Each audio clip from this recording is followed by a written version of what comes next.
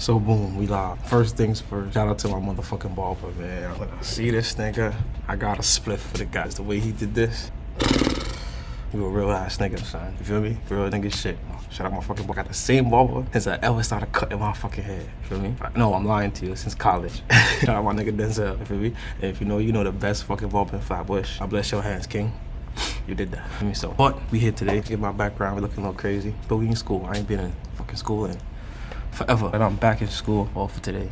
We're gonna do something fun. There's a lot of things going on. Free thug free. There's a lot that goes on with that. Shout out to homies. They just beat their trial. Shout out to that. We gonna cover that today. This is a law student's review of Diddy's paperwork. Yeah, so we gonna go through it, break it down, give opinions, give thoughts. Especially because I just took my test. Reading cases, breaking down cases, something that I'm fairly good at or fairly decent at. Yeah, so we're gonna get into it. We're gonna pull it up. And yeah. You got the baby oil. We gonna see. Be here, we live. Finally gonna get to it. So this says the Southern District of New York. United States District Court, Southern District of New York, sealed indictment. You got United States of America versus Sean Combs. They call him Puff Daddy, Diddy, P. Diddy, PD. I didn't know about PD and Love. He's the only defendant right now. All right, grand jury charges count 1, racketeering conspiracy. Yeah, you know, let's just go through everything. We got the overview, the Combs enterprise, purposes of the Combs enterprise. So I might skip one and do the other. Means and methods, which is a very important part. We're gonna go through that. And then racketeering conspiracy. So that's 5 pieces. Then count 2, count 3, forfeiture allegations. Okay. Grand jury charges. Overview. For decades, Sean Combs, defendant, abused, threatened, coerced women and others around him to fulfill his sexual desires, protect his reputation, and conceal his conduct. All right, so that's like a, I guess, I don't know, partially I feel like that's some like general information people know about him or what he can be possibly known to do. But I think just as like a first line statement, it's like, he's gonna have to like settle. Him beating this is like, it's just crazy. It's just so crazy. if he was to beat this, it'd be like, wow. But yeah, definitely gotta settle. To do so, Combs relied on his employees, resources, influence of the multifaceted business empire that led and controlled creating a criminal enterprise whose members and associates engaged in and attempted to engage in, among other crimes, sex trafficking, forced labor, kidnapping, arson, bribery, and obstruction of justice. He's like a mastermind in a web of a business that is actually a criminal enterprise, that is actually a covert sex operation and a money laundering scheme through blackmail, sexual blackmail. The arson shit, of course, blowing up people's cars and shit like that, which is very, very crazy, but that's what he's known to do, so let's continue. Sean Combs, the defendant, operated his business headquarters in Manhattan, Los Angeles, under a variety of United States-based corporate entities, including Bad Boy Entertainment, Combs Enterprises, Combs Global. Corporate entities in the Combs business included, among other things, record labels, recording studio, apparel line, alcoholic spirit businesses, a marketing agency, and a TV network, and a media company. Okay, so that's mad businesses. At all times relevant to the indictment, Combs, the defendant, engaged in a persistent, persuasive pattern of abuse towards women and other individuals. This abuse was at times verbal, emotional, physical, and sexual. As part of his pattern of abuse, Combs manipulated women to participate in highly orchestrated performances of sexual activity with male commercial sex workers. At times, Combs and others acting at his direction made arrangements for women and commercial sex workers to fly to Combs' location. Someone's Uber in the box. It's crazy work. Combs ensured participation from the women by, among other things, obtaining and distributing narcotics to them, controlling their careers, leveraging their financial support, and threatening to cut them off the same, using intimidation and violence. He was pimping. Physical abuse by Combs. The defendant was recurrent. On numerous occasions in or about 2009 for continuing years, Combs assaulted women by striking, punching, dragging, throwing objects at them, kicking them. These assaults were at times witnessed. Dragging, throwing objects, and kicking. You kicking this. God damn it. Witnesses by others included one instance at Los Angeles Hotel in or about March 2016, captured on video, publicly reported, where Combs kicked and dragged through a vase at a woman as she was attempting to leave. I think that was Cassie shit. When a member of the hotel security staff intervened, Combs attempted to bribe staff to ensure silence. Further bribery. Combs' violence was not limited to these women, his employees, witnesses, and his abuse. Funny you say that. I'm going to also do a review of a couple of other law platforms reviewing stuff. There's a video where they have like new allegations against Diddy, saying that he sodomized men in various ways, through various methods, on various dates.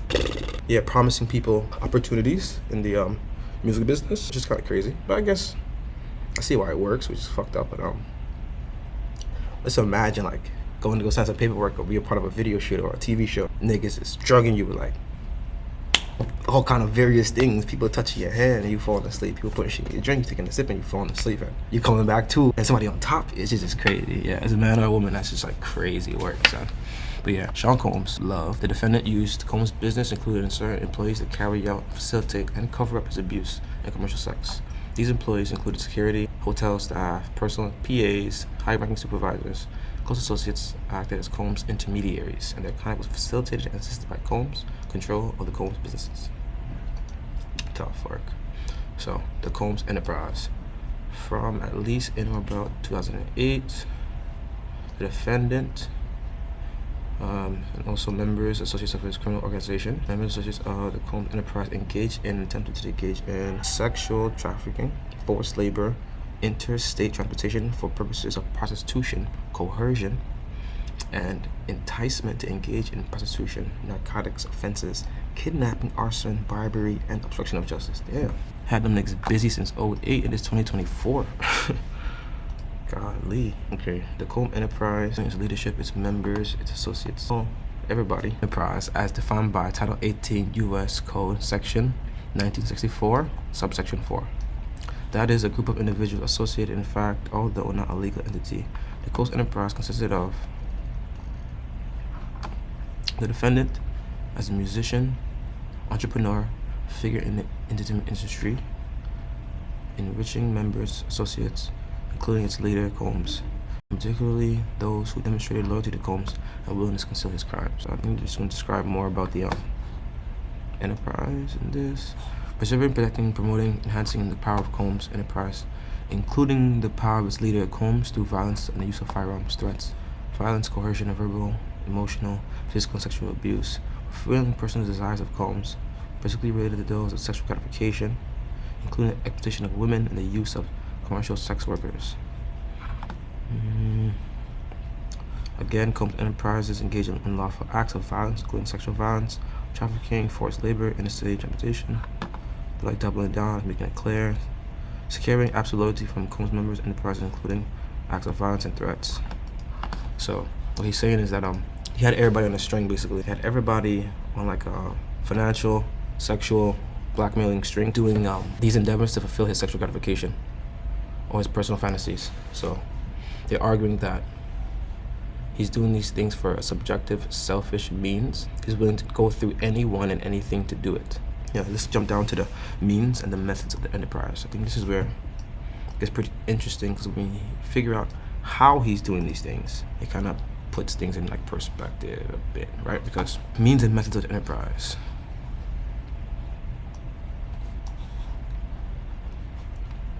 Among the means and methods which Combs, the defendant, and other members, associates of the Combs enterprise conducted and participated in the conduct of the affairs of the Combs enterprise include the following.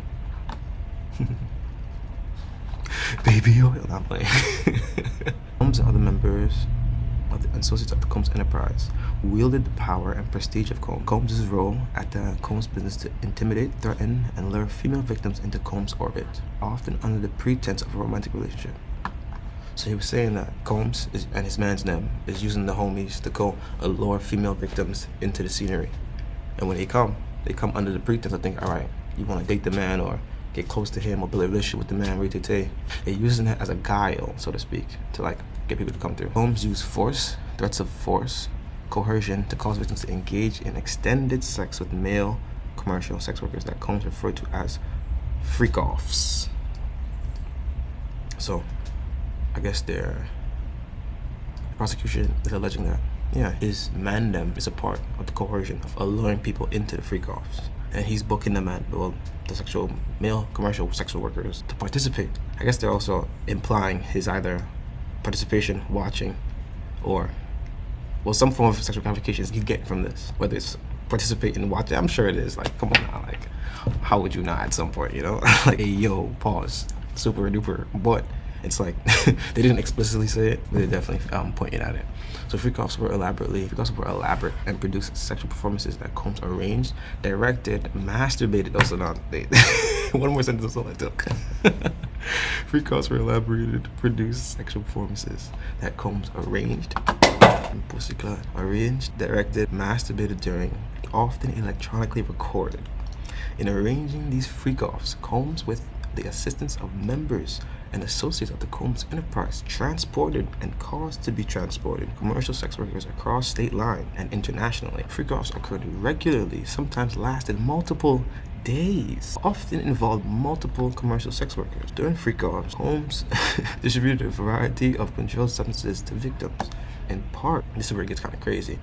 People were saying like, the nigga was even rubbing shit on people's skin and people getting like, that's WACH work, son. That's nasty work. So, a variety of controlled substances to victims, in part to keep the victims obedient and compliant. Sometimes, unbeknownst to the victim, Combs kept the videos he filmed of victims engaging in sexual acts with commercial sex workers. After freak-offs, Combs and the victims typically received IV fluids to recover from these physical exertions and drug use. So boom, so what the man is saying is that, yeah, people locked in for days. That's crazy. Yo, I can't imagine that. Well, I guess I got to now, but damn, to be in some box for days. It's just crazy to think about. I don't know. It's just wild to be in some box for it. Like, you imagine you like 6 hours straight. 6 hours straight. I think I can imagine that. But like 12, 14, 18, 20, 48. It's crazy. You gotta be on some drugs, nigga. Like, you gotta be on some shit. They saying like, man was taking the 2C and the pink cocaine, all the fun. That's wild, bro. It's crazy. And so much so, you have to end up like on an IV, 4 or 5 shit in your arm. Beep, beep. Feel me? Like, that's crazy work for some box. Your shit gotta fall, you dig? Your shit gotta fall. This is crazy work. Then we continue. After freak-offs, IV fluids to recover from physical exertion and drug use, members and associates of Combs enterprise, including high-ranking supervisors, security staff, household staff, PAs, and other Combs business employees, facilitated freak-offs, booking hotels, stocking the hotel rooms in advance with required freak-off supplies, including controlled substances. Baby oil, dun dun dun. It's true, baby oil, lubricant, extra linens, lightning. Make sure they can see what's going on. Cleaning the hotel room after. That's gotta be disgusting. Cleaning the hotel room after the freak-off, trying to mitigate room damage, arranging the travel for victims, commercial sex workers, Combs into the freak-offs, resupplying Combs with requested supplies, delivering large sums of cash to Combs to pay the sex workers. Damn it, but he not. I know he's not paying everybody. Just the sex workers. It's bad for the people involved. Scheduled the delivery of IV fluids in or about March 2024 during searches of Combs residents in Miami, Florida, LA, Cali. Law enforcement seized various freak-off supplies, including narcotics, more than 1,000.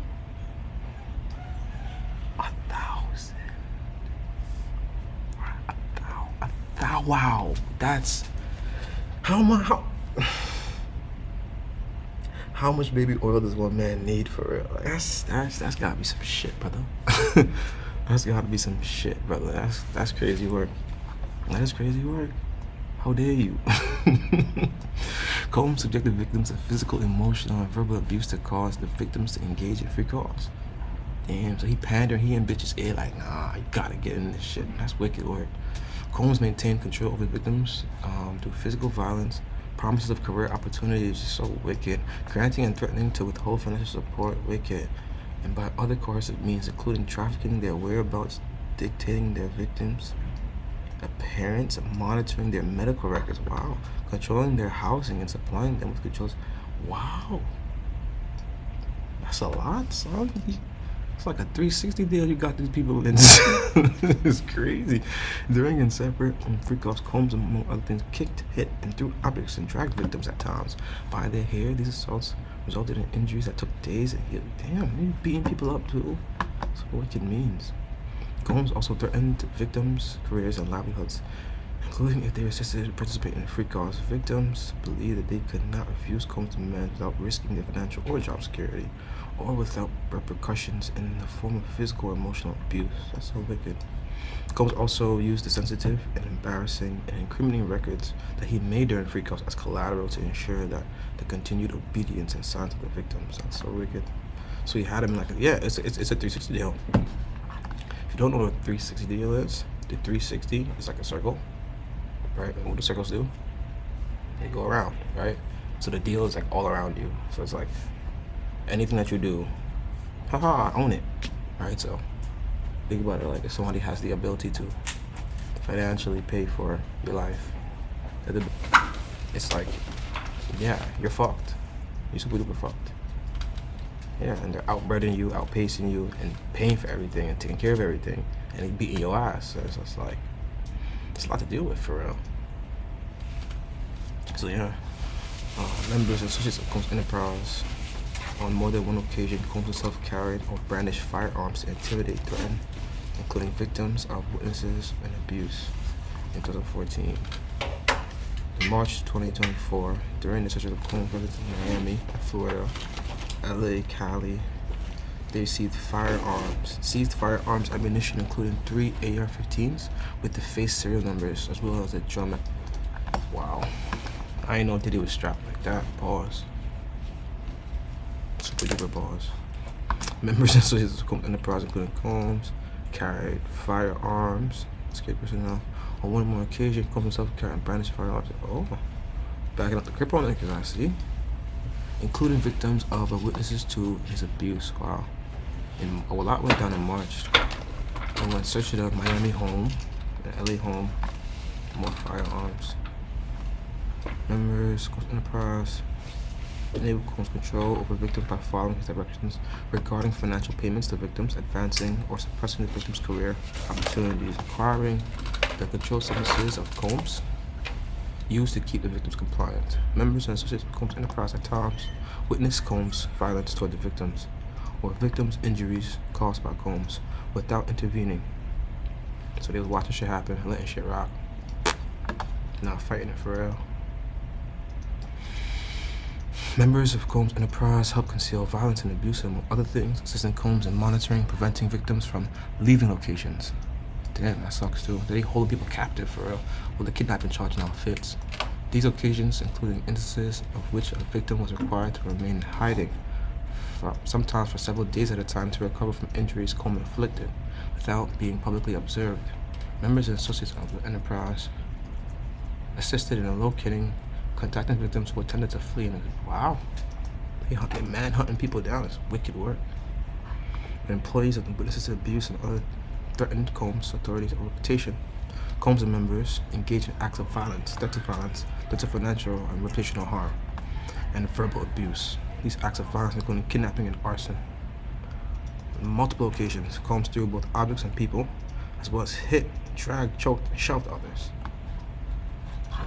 He fake a bug out. A nigga fake a bug out. That's crazy work, but that's what they jacking. He's fake a bug.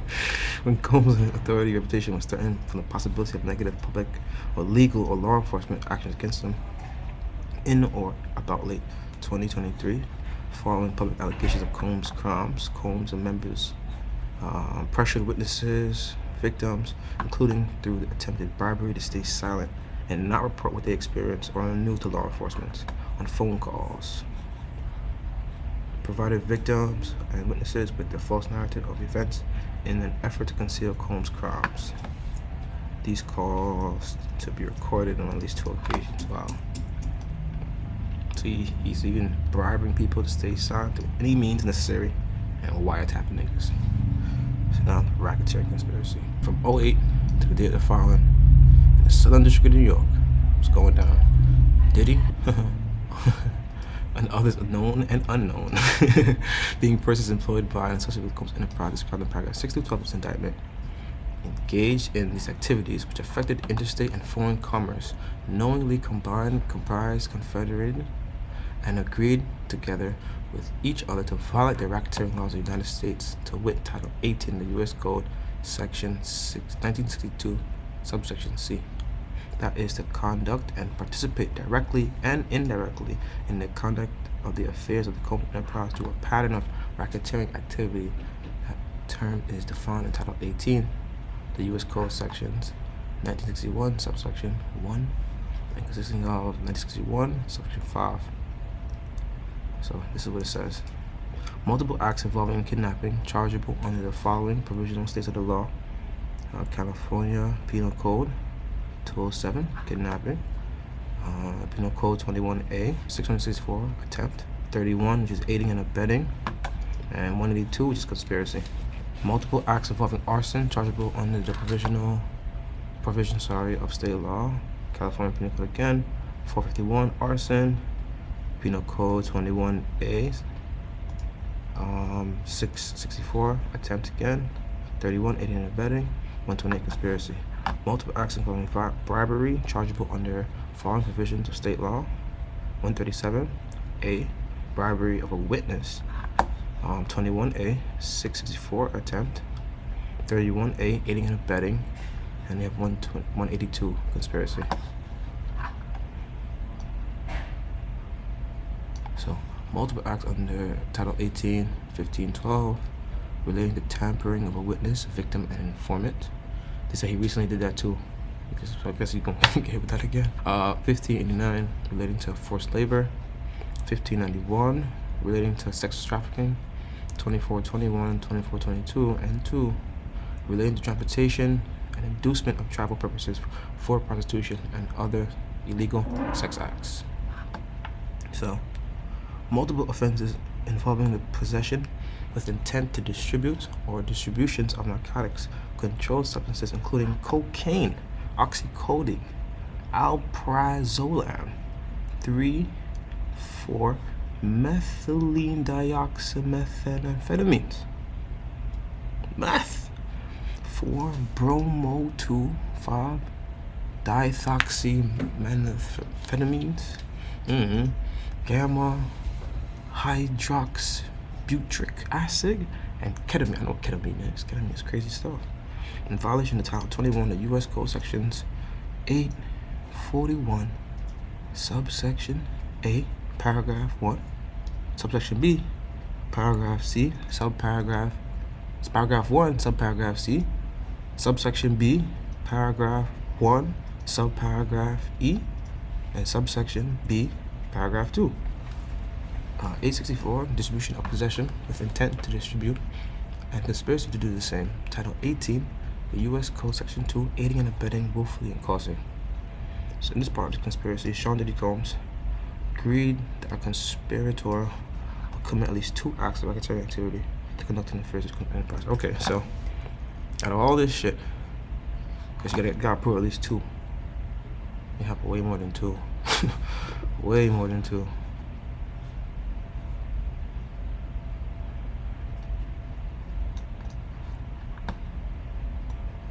It says he agreed that a conspirator would commit at least 2 of these acts. So he agreed to his own, this is claiming he agreed to his own charges. Crazy words. They got him. Going to jail now. They got him. So I noticed a special sentencing factor from 09 to 2018 in Southern District, New York, saying that the Coast Enterprise, through a pattern of racketeering activity, the defendant agreed to, in and affecting interstate and foreign commerce, knowingly recruit, entice, harbor, transport, provide, obtain, advertise, maintain, patronize, and solicit by any means a person knowing intent and in reckless disregard, specific intent, basic intent, of the fact that the means of force, threats of force, fraud, and coercion are described in Title 18 of the U.S. Code, Section 159, subsection E, paragraph 2, and any combination of such means would be used to cause the person to engage in commercial sex acts in violation of Title 18 U.S. Code, Section 159, subsection A, paragraph 1, and subsection B, paragraph 1. Title 18 U.S. Code Section 1962, subparagraph D. Count 2, sex trafficking by force, fraud, or coercion. Sheesh. From 09 to 2018, 9 years. Defendant in an affecting interstate foreign commerce, not only recruited, harbored, everything you just said. Any combination of such means would be a cause to the person to engage in sex acts, intending to aid and abetting, willfully cause the same to wit, comes recruited, enticed, harbored, transported, and maintained a person, victim 1, attempted, aiding and abetting, willfully caused victim 1 to engage in commercial sex acts. Also, they name somebody, victim 1. So sad. Allegedly, but at this point, you know, it's kind of crazy. To engage in sex acts knowing reckless disregard to the fact that victim 1 was engaging in commercial sex acts, result of force, fraud, and coercion. Count 3, transportation to engage in prostitution. In 09 to 2024, they're transporting people. It's a crazy word. The defendant not only transported individuals to do all the heinous activities, aided and abetting, willfully caused transport of female victims and sex workers. There's also male victims too, and rumored to be minor victims as well too. So gotta update this eventually. As a result of committing the offense allegedly in count 1's indictment, forfeiture allegations, defendant shall forfeit to the United States pursuant to Title 18 any and all interests acquired and maintained in violation. Interesting. Oh, so it's saying, okay, the defendant shall forfeit. So if he loses, he gotta give up. Pursuant to Title 18, 1963, any and all interests the defendant acquired or maintained in violation of 1962. Any and all interests, securities of, and claims against property, contractual rights of any affording a source of influence over enterprise named and described herein. The defendant established, operated, controlled, conducted, and participated in conduct of, in violation of Title 18, and any and all property constituting and derived from proceeds obtained directly and indirectly said offense, including but not limited to the sum of money in the U.S. currency representing the amount of proceeds traceable to the commission of said offense. So, damn. If he loses, he gotta give up everything he obtained in violation of Title 18. Damn. That might be a lot. Damn it, everything. Well, most of everything at least. As a result of committing the offense alleged count 2 of this indictment, gotta forfeit pursuant to Title 18 any and all property, real and personal, involved in use when intended to be used to commit or facilitate commissions of the offense, and any and all property traceable to such property. Damn. Property, damn, they want everything. If he goes down, he gotta give up everything. The cars, the whips, the cribs, the homes, everything. The jets and the PJs and everything. Baby oil, everything. As a result of the committing the offense alleged count 3 is indictment, forfeit. Yep, forfeit it all. Any and all real property and personal that constitutes or derived from the proceeds traceable to commissions of these offenses, including not limited to a sum of money in USD. They want it all. So, substitute asset provisions. If any of the above described forfeitable property as a result of any act of or omission of the defendant cannot be located upon the exercise of due diligence, has been transferred or sold to deposit with a third person. If any of the above described forfeitable property. Okay. If the property cannot be located, has been transferred or sold, has been placed beyond the jurisdiction of the court, has been substantially diminished in value, or has been commingled with other property which cannot be subdivided without difficulty. It is the intent of the U.S. pursuant to 18 to seek forfeiture of any property defendant up to the value.